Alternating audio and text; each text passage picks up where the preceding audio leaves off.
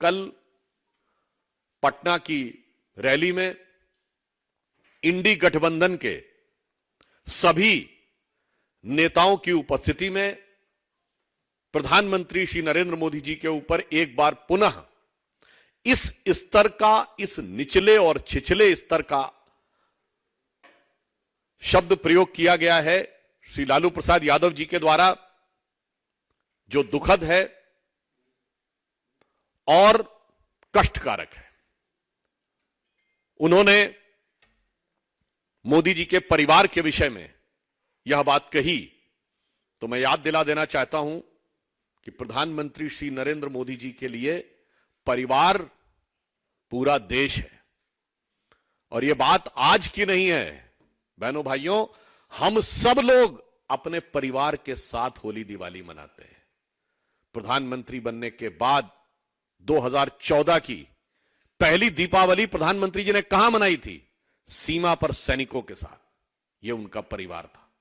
और उससे लेके आज तक जितनी दीपावली पड़ी है, किसी न किसी सीमा की चौकी पर सुरक्षा बलों के साथ दीपावली मनाई है।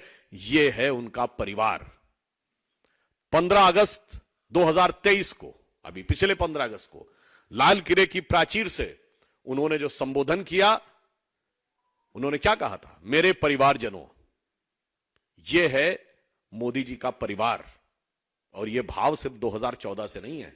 अपनी तरुणाई की अवस्था में जब उन्होंने समाज के लिए और राष्ट्र को परम वैभव तक ले जाने के संकल्प के साथ अपने परिवार को छोड़ा था, तो उसी क्षण उन्होंने यह संकल्प ले लिया था कि अब यह पूरा देश मेरा परिवार है।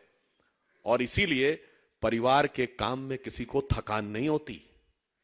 इसीलिए 10 साल में एक दिन की भी छुट्टी मोदी जी ने नहीं ली है। यह उसी समय का संकल्प था।